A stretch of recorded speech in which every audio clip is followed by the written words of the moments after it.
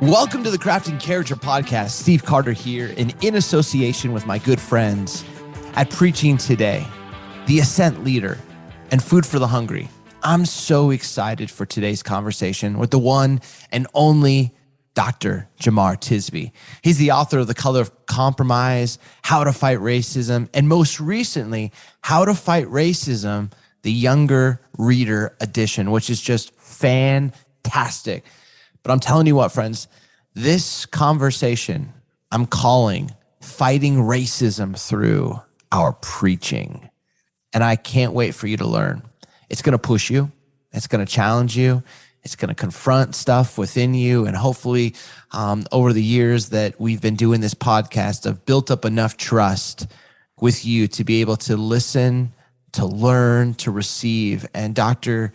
Jemar Tisby just brings truth after truth after truth. He's going to make you see the text. He's going to make you understand the heart of the preacher and why we must fight racism, not just in our personal lives, but also through our preaching. Here's Dr. Jemar Tisby. Dr. Jemar Tisby, thank you for joining us on the Crafting Character Podcast. How are you doing today? It's so fun the way these things come together, man. We were just interacting on social media. So there's a good portion. There's something good about social media every now and again. The redemptive potential is possible, even on Twitter, That's right. That's right. Man, I'll just say I have been following your work. And I'll never forget, a friend of mine was like, dude, you have to read The Color of Compromise. And I was like, okay, yeah, totally. And then it had to be 2 hours later, I run into another person and they're holding The Color of Compromise. And they're like, seriously, you have to read this book. And I kind of have this rule, like if 3 people mention it, then I'm going to go get it. You know, and just I just want to know. Yeah. And so then it was like on Twitter, saw it and I was like, all right. And like, man, that, and then follow up, How to Fight Racism, which, man, I've told you this before, but it's like you reading my mail. And it was convicting, it was challenging, it was practical, it was just so rich. And so it's an honor for you to be on this podcast. I would really love, because this is a communication podcast and this is for, pastors and preachers who, I think they want to talk about racial justice and reconciliation. I think for most of us, this was not in our seminary classes. Got that right. You know what I mean? We weren't taught these things. We weren't taught these things in growing up in elementary school. Right, you know what I mean? And right. So now we're kind of thrust into this world of having to articulate and communicate. And yet you just do such a great job, in my opinion, of just naming reality and actually giving hope.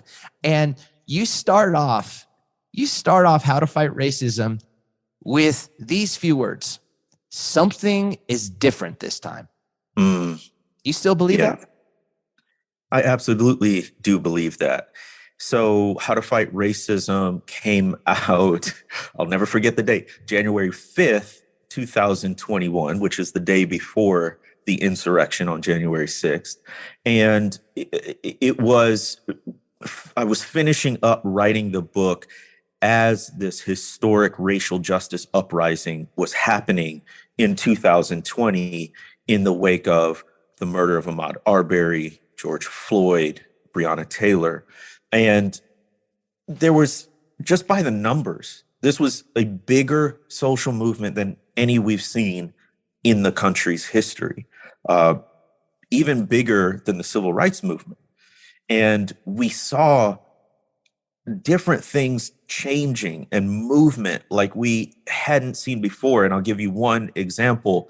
I went to school and got my PhD at the University of Mississippi, and the state flag of Mississippi was the last one in the country to have the Confederate emblem on it. And that flag had flown for 126 years. Since 1894, it outlasted Jim Crow. It outlasted the civil rights movement. It outlasted MLK Day becoming a holiday, all of that. It only changed in 2020 in the midst of these uprisings. So I said, something is different this time. And people ask, do I still believe that? Is it the case? Because we're still dealing with racism. Because we're still fighting for something as basic as voting rights in the United States, right? And true enough, we have not made the progress that we all want to see. And that may be a long time coming, who knows? But I do think that things shifted a little bit. So, for instance, as we record this, it is the day where the judge handed down the sentencing for the lynchers, the people who killed Ahmaud Arbery, a black man running in a neighborhood in Georgia. And they all three got life sentences, 2 without the possibility of parole. Now, it's worth a discussion about justice versus accountability, about the redemptive value of a lifelong prison sentence and all of that. But would those kinds of convictions happen had we not had movements like we had in 2020 and really for the past several years with Black Lives Matter? So even though we're not where we want to be yet, I do think we're further along than we were.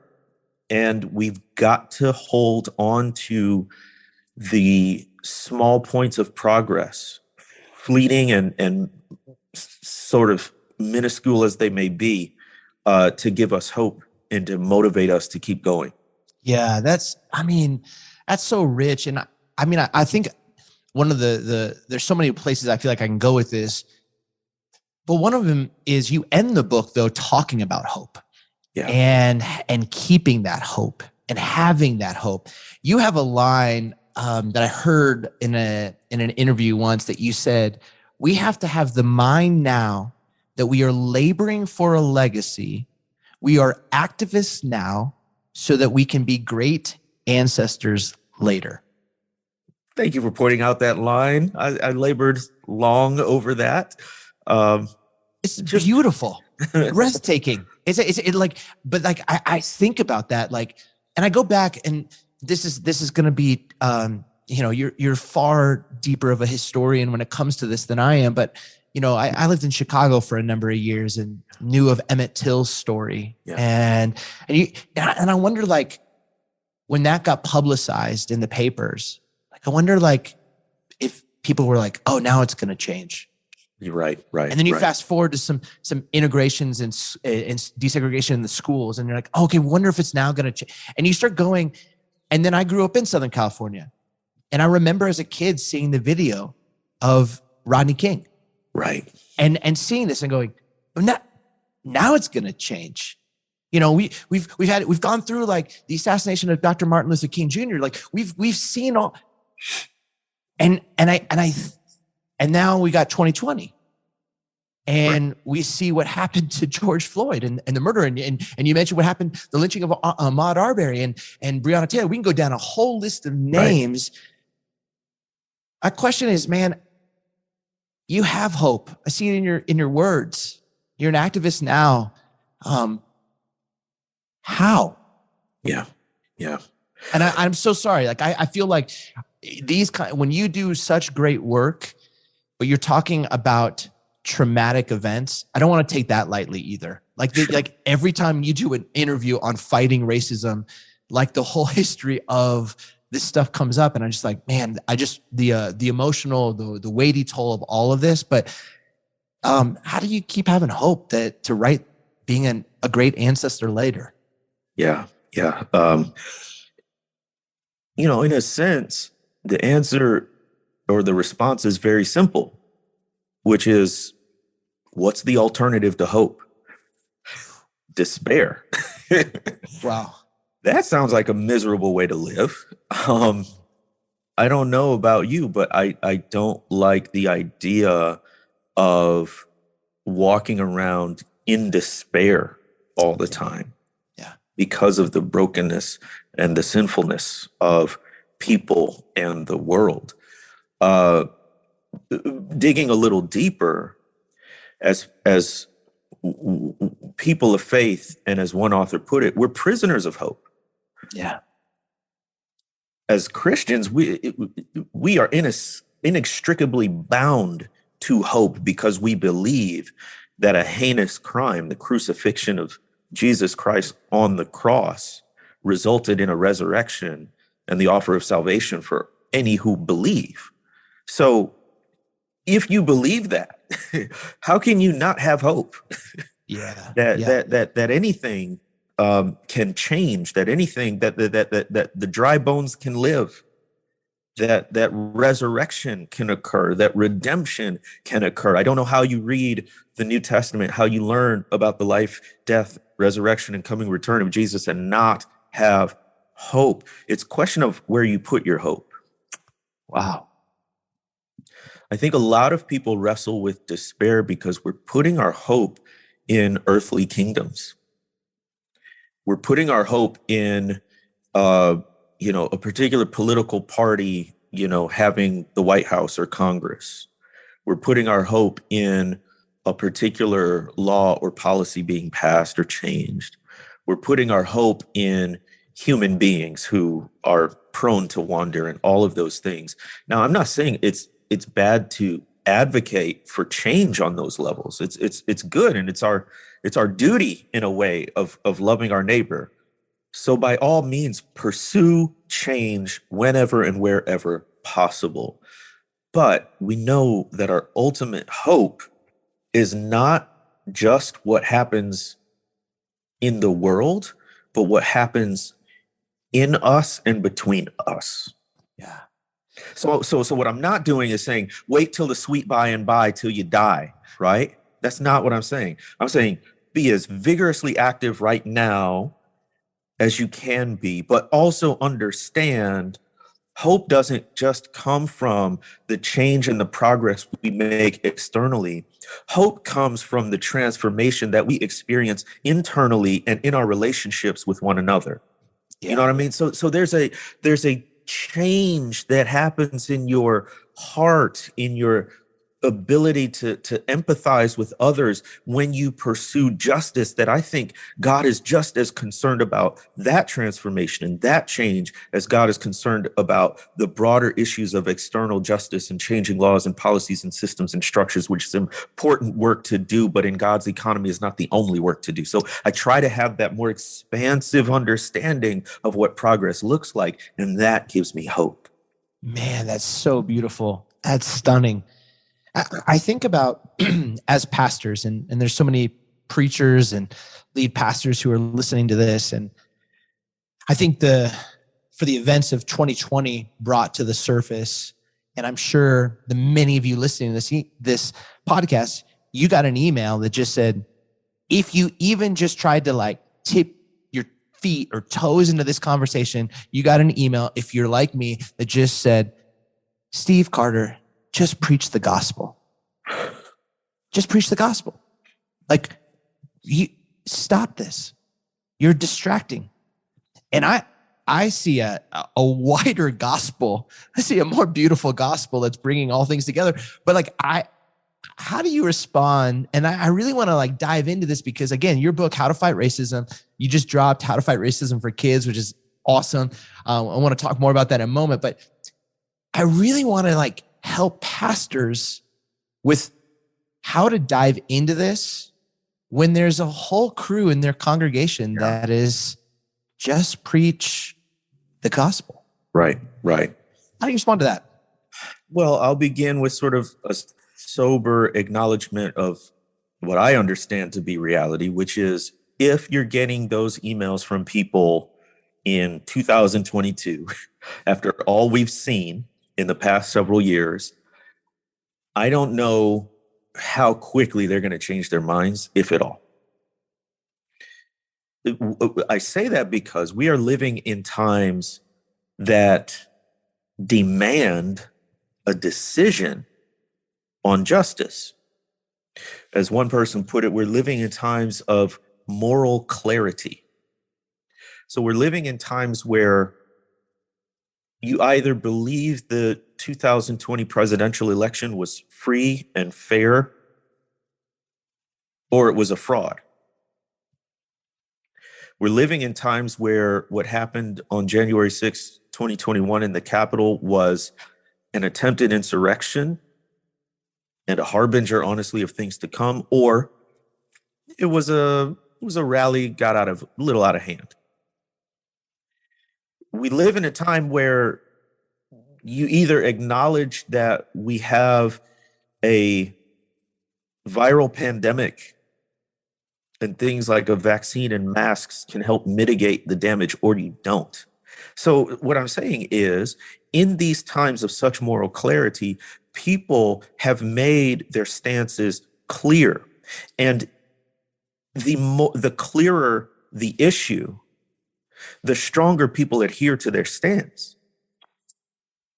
So if you have people emailing you now saying, just preach the gospel, well, they have strongly adhered to their stance. And I'm not quite sure that any amount of one-on-one meetings, email exchanges, read this book, whatever it might be, is actually going to persuade them. It's ultimately a heart issue. It's not just an intellectual issue, right? It's not a matter of marshaling the right facts in the right way. It's about an ideology they're believing, an idol they're worshiping in many ways. So that's the sobering reality, I think. And I think what pastors and church leaders ought to legitimately be about, in all fairness to anyone who would come to their church, is clearly stating their church's stance on racial justice. It's good. And letting people decide.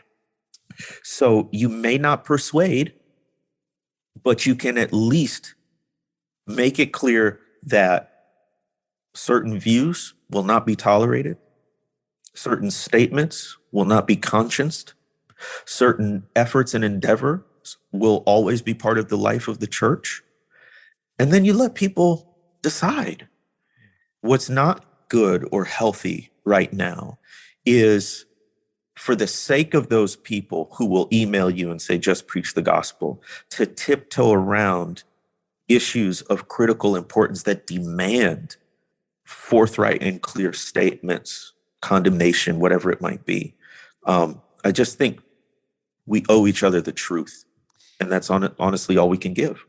Well, and I think that's where one of your sentences that you kind of wrote in The Color of Compromise that really got me was how easy it is for me to think about, okay, how do I say this in a way that mitigates any tension that can bring as many people along, hoping that someday they see the light. That's right. That's right. That's right. And I think I grew up communicating nuance and learning how to navigate nuance, the gray, well, so that, red states thought I was their guy, blue states thought I was their guy. You know what I mean? Yep. But that moral clarity that you're talking about, now it's like, I mean, who would have thought that Nike would have stayed with Colin Kaepernick? Like when Michael Jordan was asked, hey, like I can't support because Republicans buy sneakers too.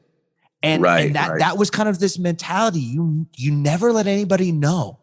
But now we're entering into a world where, you just said it, we have to clearly articulate what we stand for, what we believe. And like you said, let people decide. I want to shift this and say, okay, we're going into a month, February, Black History Month.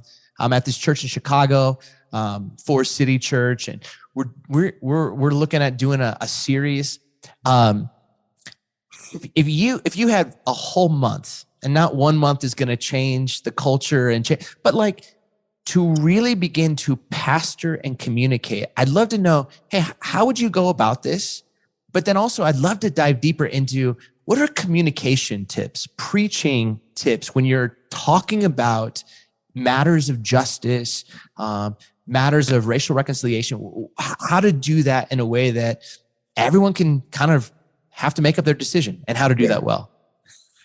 Well, it should tell you how much I love and appreciate your audience. I'm giving this all away for free. But this is, if it's, say Black History Month, and I'll say, we'll start with predominantly white churches. It should be a month that helps serve as a jumping off point for a 24/7, 365 commitment to racial justice. So if you don't already have some sort of racial justice action committee, which could be standing or it could be convened at certain times, that will help do several things. Like, this committee would review church documents, would come up, if necessary, if you don't already have it, with a sort of statement on racial justice. So as a Black person, and in the 21st century, typically our first encounter with a church is on the web. And if I go to your church website and I don't see some signs of an overt ongoing commitment to racial justice, I'm already going to have some sort of guard up. Like, will this church be a white Christian nationalist church? Is it going to be a safe place, not just for me, but my family, my kids coming in, right? Like, these are really important issues to Black people and other people of color. What does your church have that's front facing, right? Like, because we can't be, as you said before, we can't be covert about our commitment to racial justice. It's got to be public in some way, shape, or form. So coming up with some sort of racial justice statement ongoing. Is this embedded in the discipleship pathways of the church? So a real simple thing to do is have a whole lesson dedicated in your new members class to your church's understanding of racial justice, and saying, again, letting people decide from the jump before they become a member, if you want to be part of this church, this is what you have to understand about our approach to racial justice. It's important. Racism is real. Fighting it is a priority. That's who we are. If that's not your cup of tea, God bless you. But from the front end. And then also, it's more than a sermon series, but I'll get to that. It's embedding it into your Sunday school curriculum. Most churches have some sort of, 3 or 4 year cycle, right, of material, embedding racial justice into that, right? And then, so if you did a preaching series, I would do it on the image of God, which tackles all sorts of issues. But the basic fact is, we are living in the most diverse and pluralistic society in history. The nations are literally at our doorstep. And how, as people of faith, are we to understand human beings in such a way that is going to allow us to relate in a dignified manner to people who are, in some cases, so different from us? All of that, I think, is rooted in the doctrine of the image of God, that we're all created in God's image and likeness, and therefore have inherent dignity and infinite value and worth in the Creator's eyes. So how do you flesh that out in terms of a context of racism and white supremacy, right? And then, I can go on and on and on. It's about, if we look at the arc of racial justice, it's about building awareness. It's about building relationships intentionally. How is your church, is your congregation, are your church leaders intentionally getting in the way of people who are different, in diversity, and forging relationships that wouldn't occur naturally in a society that has been segregated along racial lines? And then commitment, and it doesn't even have to be on a national level, but in your local community, whether school boards or city council meetings or zoning laws. There was a city just north of Jackson, Mississippi, though they were sneaky about it. Jackson is 80% Black. Black people were moving to this suburb immediately north of the city. And the way the white city leaders were trying to prevent that was sneaky. They said they wouldn't allow multi-family units to be built. In other words, apartments, which were generally more affordable for the Black people who were low income and moving into the city. And instead they said it has to be zoned for single family units, which, home, white picket fence, yard, all that stuff, which costs money. And so they never used race. They never spoke about Black or white. They just put it in these supposedly race neutral terms that everyone, wink, wink, nudge, nudge, knew would prevent Black people from moving there in greater numbers. That stuff is happening in communities around the country. What's happening in your community? So there's a million different things you can do. And let me lastly say, financial support is never a bad idea for Black-led nonprofits and organizations like the one I founded, the Witness Inc. We just have so many hurdles in terms of fundraising and accessing material resources that the simple act of not just writing a check once, but having a Black-led organization as part of your regular, even monthly recurring giving can be a huge, huge lift for these individuals and organizations that are doing great work. So, man, that's so powerful. You mentioned real briefly the ARC, and that's kind of like the framework that you right. built how to fight racism, the book on. And I just want to just reiterate: awareness, relationship, commitment. And again, I thought it was as practical and as deep and as wide. I mean, it was so rich. It's so helpful. I want to ask you, because I kind of grew up in a whole like white space predominantly that really was based on the Acts 2 church. Felt like a lot of white church was like Acts 2 church, and again, not I'm not throwing shade on this. I think this was this kind of idea of, man, they got together, they broke bread together, they prayed, there's like fellowship, like and the Lord added to their number, Yeah. And it's interesting is because I think the Lord's Prayer, whenever you asked a rabbi, teach me how to pray, you were asking him like, what do you hope to see accomplished on earth? What's your mission? Mm. So I think it's deeply spiritual and deeply practical. I want people to have bread. I want people to like have their debts forgiven spiritually and practically because they were living in, occupation. Yeah. So then you see Acts 2 and Acts 4, you see this kind of like actual high school students going, I don't know how to lead a church. Like there's 3,000 people. Let's just do the Lord's Prayer. And it kind of goes to this piece, which is cool. Well, then you get to Acts 13. And I think I missed this. And I'd really love your thoughts on this. Acts 13:1, this church in Antioch, you've got Barnabas, you got Lucius of Cyrene, you've got Manaam, who's like an adopted kid who was like bought by Herod, so Herod's kids could have friends. You've got Simeon from Niger. You've got Paul. You've got like people from all the ends of the earth here. Yeah. And I think we stopped at like an Acts 2 church, and we don't actually like an Antioch church. Right. And I think part of it is like, I guess my question is, why do you think that is? Yeah. And you've written about this like in ways where too, the white church often loves like the stories of Paul, and the Black church looks to like Exodus. So like, you know what I mean? So like, I love just to hear about that. And then how that shapes the people and forms the people when you're preaching. That's good. That's really good observation.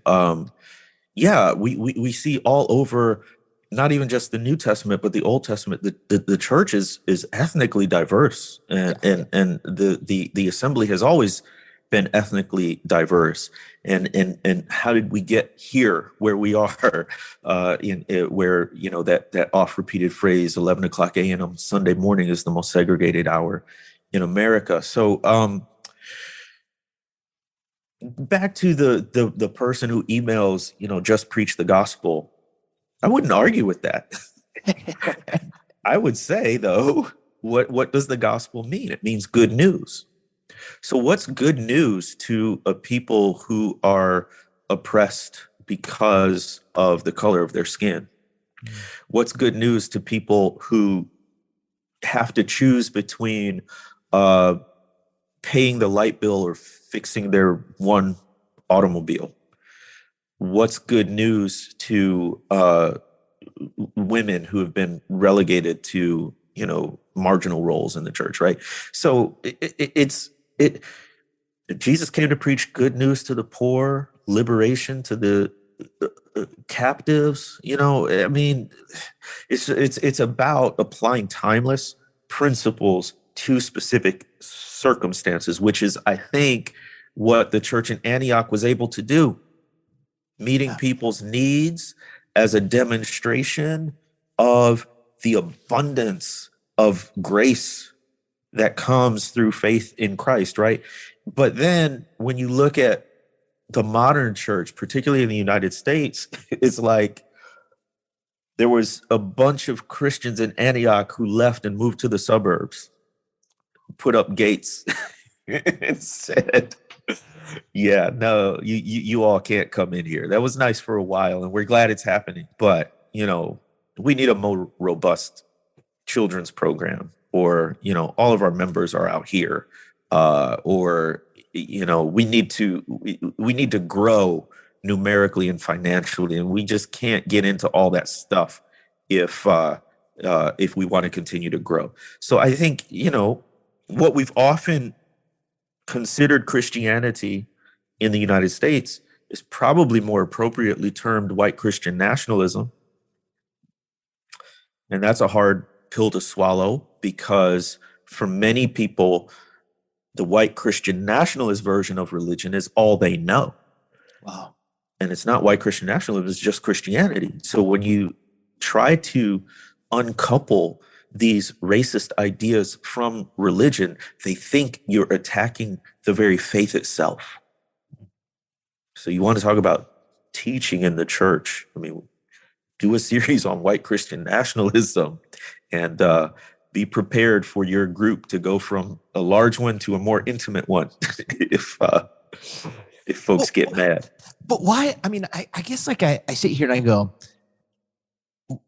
none of us have arrived.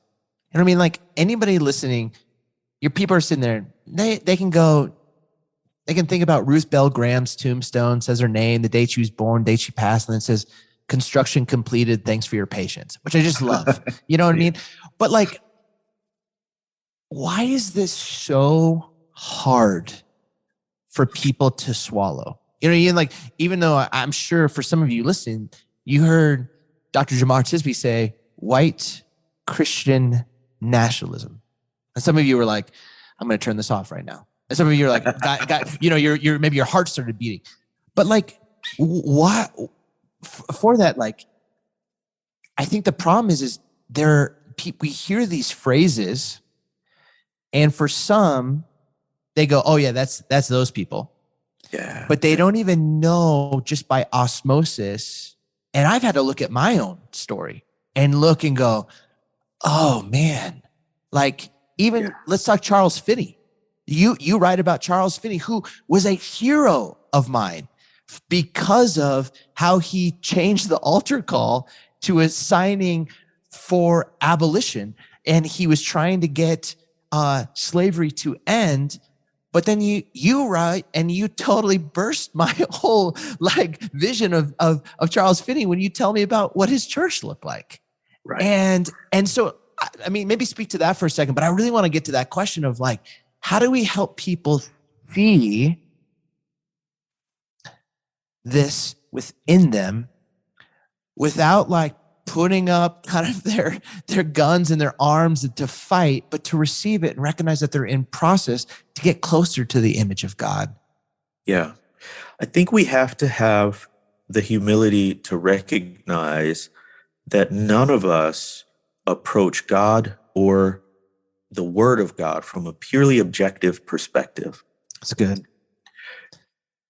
What trips up a lot of people when you talk about something like white Christian nationalism or the cultural captivity of the church or whatever it might be is they think that their reading of the Bible and their understanding of God and Christianity is just the truth. It's just the way it is. But they don't acknowledge, sometimes refuse to acknowledge, that their understanding has been shaped by time, place, circumstance, and culture. Wow. Which doesn't mean it's wrong in and of itself, but it means there's more to the story. And I think a lot of white Christians in particular, and globally speaking, anyone who is in the position of being in the majority or having more power, I think what folks have been conditioned to believe is that all they're doing is interpreting scripture without any bias. This is just what the word of God says. And so why don't you agree with it? Why don't you get on board? And then anybody who comes along, particularly people of color who have a different perspective on, say, racial justice or what good news is truly, well, you are playing politics. You are being your interpretation is being skewed by racial concerns, and you really need to believe like I believe, because that's just the objective, plain reading of scripture, and the right way is the implicit message there, the right way to understand the faith. So I'll give an example to bring this all down to earth. You may be familiar with Reverend Daniel Hill, who's up in Chicago. Yeah. He wrote the book White Awake. And he relates a story in that book where the light bulb went on for him. He was officiating a wedding of some Southeast Asians. I believe they were from India. And so the wedding had all of the clothing, all of the food, all of the music, the dancing that was common to their culture. And Daniel Hill, who's a white guy, went up to the groom and he's like, man, this is so cool. I wish I had a culture. To which the groom responds, Daniel, you do have a culture, and it's white. And in that moment, this pastor recognized, oh, he has been part of a culture all along that has been influencing and shaping his ideas, his perspectives, even his understanding of the faith. But he was not conscious of it. But when he became conscious of the fact that he too, as a white person, has a culture, has a context, and that influences the way he sees and maneuvers in the world, that's when he started to become more conscious and intentional about racial justice and equity. And I think that's what all of us need to be aware of, is that we're coming out of a context too. And it doesn't mean it's wrong, but it means there's more to the story. Yeah, you do a great job of articulating this with a light switch and a smoke alarm. Yeah. And talk about that, because I think that explains for in a similar yet a little deeper kind of version of Pastor Daniel Hill, who I love, who's amazing, right, amazing guy. Yep. But like I think of what white people get to do and have the privilege to do with the light switch, and the reality of what it is to be a person of color. Yeah, great. So for a lot of people who are in the position of relative privilege, majority, power, issues of racial justice are like a light switch that they can flip on and off. So in 2020, these historic racial justice uprisings, a lot of people had the light switch on. But as time passed, people get weary, new issues come up, the cost of pursuing real racial justice gets too high. And so what happens? You flip the light switch off. And that is a possibility only for people in those positions of privilege, because, for instance, for a white person in the United States, you can get your education, your job, your family, maneuver socially, all without any real meaningful contact or interaction with Black people or other people of color. It's not going to affect your sort of earthly circumstances adversely in many cases. But it's different for people who are historically marginalized and oppressed. So Black people, for instance. It's more like racial justice is more like a smoke alarm. Smoke alarm is on all the time.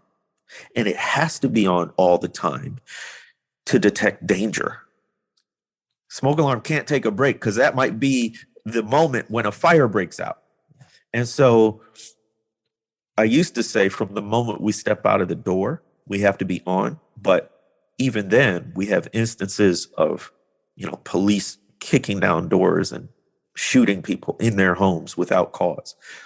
So constantly, the smoke alarm is on and sensitive to the faintest whiff of smoke of racism, because where there's smoke, there's bound to be fire. So we have to be vigilant, ever vigilant. And I think one sign of authentic solidarity on the part of white people is that you don't treat racial justice like a light switch. It's like a smoke alarm, which is what Black people and other people of color have always lived with. That's so good. Your dear friend, he's been a co-host of yours on the podcast. A friend of mine too, Pastor Tyler Burns, who's been on this podcast as well. I got connected to Tyler because someone put a clip of his teaching, and there was a line that he said when he was defining what justice is. And he said, justice is when I make your problem my problem. And isn't that what God did when he made our problem his problem? And that's what I hear you talking about when you talk about that smoke alarm, to just visit that position, that this is the reality. And it's a privilege that I can flip it on or flip it off. But man, to keep that on, to like recognize, man, that's exhausting to have that. Like, I can grow weary, and it's a privilege to turn it off and on. And something can come into my Twitter feed that's, a new thing to care about. But this is reality. Yeah. And I think for us as pastors who, man, are shepherds, do we empathize with that? Yeah. And are we teaching our people how to empathize? And not in a way where we put all the work on our friends of color, but in a way where we are sitting with, and suffering with, and joining with. And again, I think that's where your first two letters, the awareness and relationship, it's just so important. I think that, and then the commitment, but like that relationship. Where have you seen this done well in the church? That's always the tough one. I know. So, because here's the reality is, if your church or congregation did not start with racial justice as a priority, it's going to be really hard to add it on.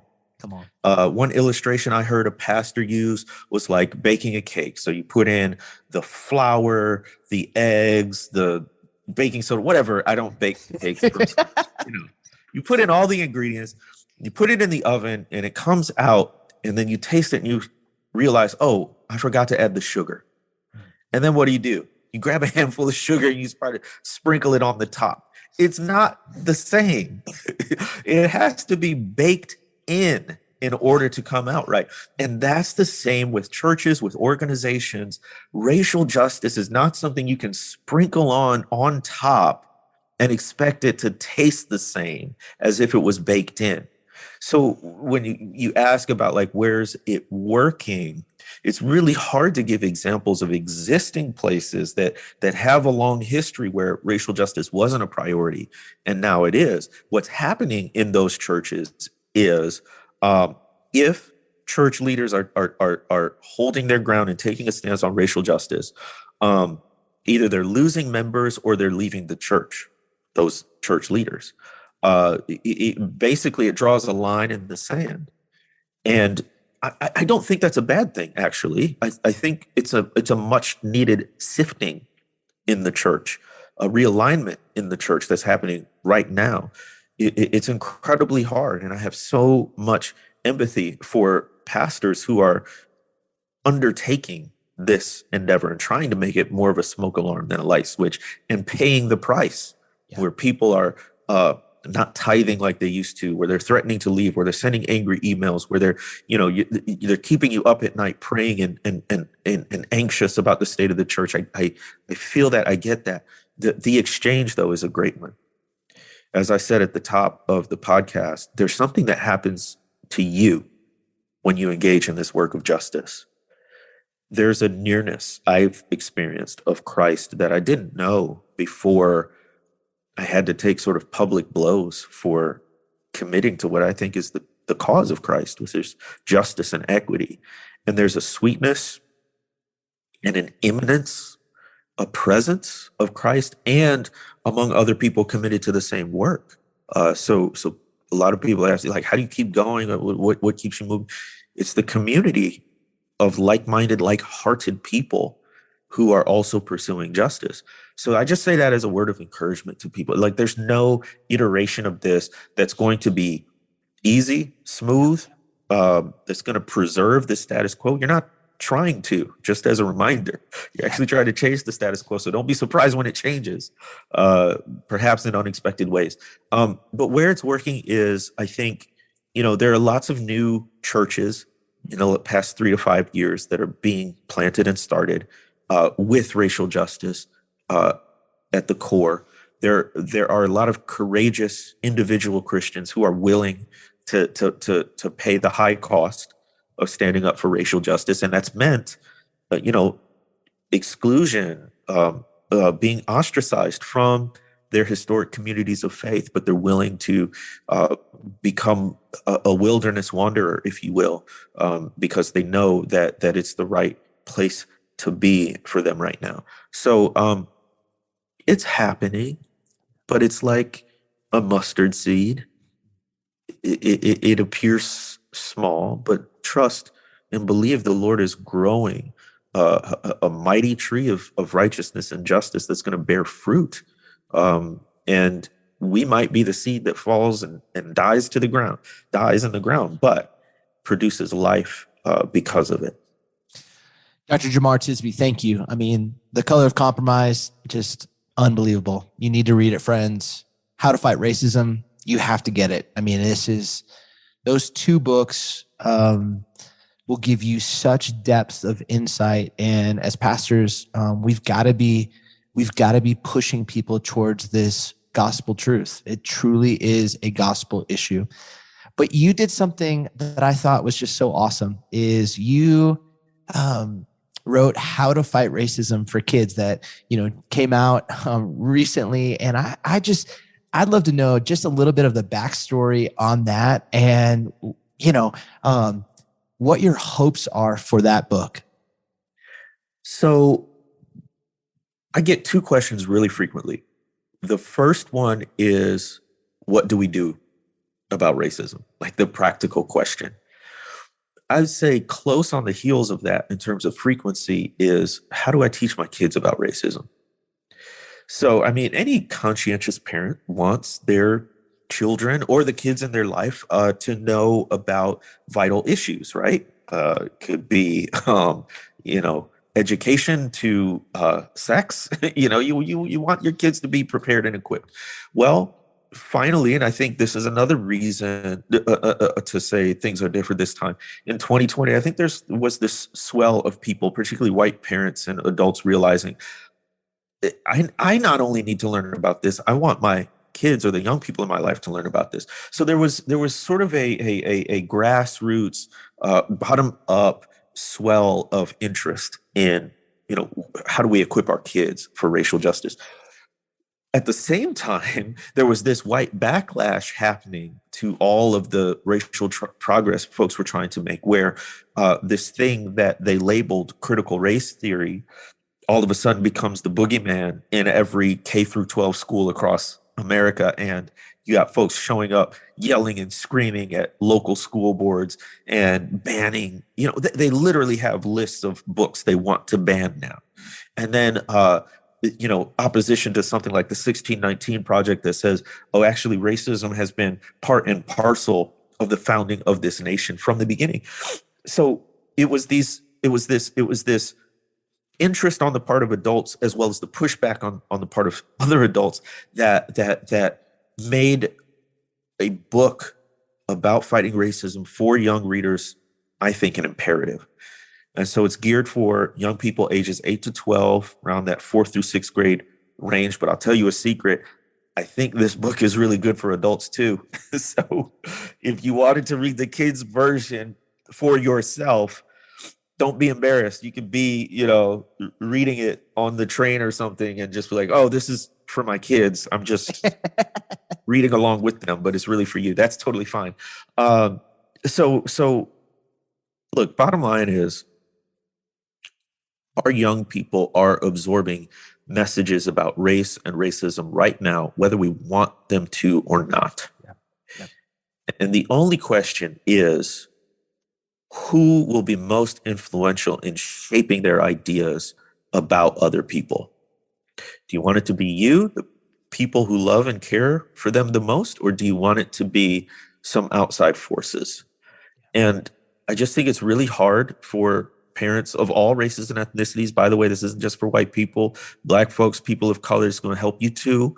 It can be hard to broach that conversation with young people, but it can be helpful if you have a jumping off point. And that's what I hope this book can serve as. I think it's amazing because I think oftentimes you'll have people who will have learned something, but then when they try and pass it down, they revert back to how they were taught. Yeah. And I think this resource is going to give people, parents, teachers, mentors, volunteers, church youth group, kids ministry, actual, practical, applicable opportunity and language to really disciple, shape, and form. So I'm excited because we're getting a whole bunch of boxes for our parents at this church that I'm a part of, and I'm just thrilled So cool. that this resource is going to be available and it's going to be helpful to really help parents. To really help, and especially you as pastors, get one. I mean, it's just going to be awesome conversations. I'm excited for my son and I to start it. It's kind of like our little nightly tradition to talk about the issues of our world. Wow. So this will be super, super fun. But that's great. Man, I just want to say thank you. Thanks just for what you bear witness to on the regular, whether on Twitter, whether through your writing, whether through just all the good work that you are doing. We have a little tradition here on this podcast that I just invite the guest to give a closing benediction or blessing, and it could be a word of challenge, it could be a pastoral word, it could be anything. But I'm just so grateful for you, and thanks for taking the time to really coach us, teach us, challenge us, and remind us of the image of God and what we need to be as pastors and shepherds and leaders. Amen. Amen. Amen. One of the verses I frequently come back to is from the first chapter of Joshua, verses 1-9, where 3 times in those verses, God says to Joshua, be strong and courageous, be strong and courageous, be strong and very courageous. And I think that is what is necessary, what's required in this fight against racism, but we cannot be strong and courageous in our own power. We don't have it in us. We are always going to succumb to the temptation of comfort and complicity. And so what is our hope? Well, in verse 9, God attaches a promise. He said, be strong and courageous, for I am with you wherever you go. And that is a promise in the book of Joshua that becomes a person in Jesus Christ, whose name is Emmanuel, God with us. So as we pursue racial justice, which requires strength and courage, know that you don't have to grit it out and come up with it yourself. Know that that strength and courage comes from the presence of Christ with you and in you through the Holy Spirit. And that's what gives you strength and courage for this journey. Dr. Jemar Tisby, thank you. That is a word. Thank you. Thank you. Thank you. Thank you. Man. Well, thanks so much for tuning in to the podcast. I hope that you were as challenged, as inspired, convicted as I was while I was interviewing Dr. Jemar Tisby. I hope that you will continue to follow along as we just go on this journey together, trying to be the people who get better at the craft of communication, but have our character always lead the way. Hey, my friends at Preaching Today, they want to help you. And they're doing some incredible work. We're looking at the site. We're looking at how to just continue to shape and form pastors. They've got an amazing, amazing family of members. And you literally can sign up today. You can just go to orderptnow/CC30, and that's going to give you 30% off for the first year of their monthly membership. And there's some conversations that we're having that we're already filming and recording in regards to Lent and Holy Week, just ways, again, just to help guide you and shape you and help you on your journey to preach and proclaim the good news. And then my friends at the Ascent Leader, we're doing these cohorts, these crafting character cohorts. We're getting leaders in living rooms to have these open, honest conversations with some amazing faculty. We're launching another cohort with the one and only Dr. Mark Moore, and I can't wait for you just to learn from him. He's just fantastic. I love his work from Quest 52 and Core 52. So go to theascentleader.org, sign up. We would love, love, love to help you. And if you're also looking for a way to engage with the global issues of our day, one of the best organizations on the planet is Food for the Hungry. They're based in Phoenix. I know their team. They're doing incredible work. And so, again, if you're looking to find a way to serve, it's so fun watching churches partner with under-resourced, underdeveloped areas to help bring about holistic change for the gospel. Again, if I can serve you, you can always feel free to hit me up on Instagram or Twitter, or email me at steve@steveryancarter.com. But give us a follow on Twitter, craft_character, or on Instagram, craft and character. But my friends, may you, not just in your life, may you, in your preaching, from your pulpit, proclaim good news for everyone always. May we be the kind of people who have that courage, that strength to fight racism through our preaching. Much love, everyone. See you in a couple of weeks. Grace and peace.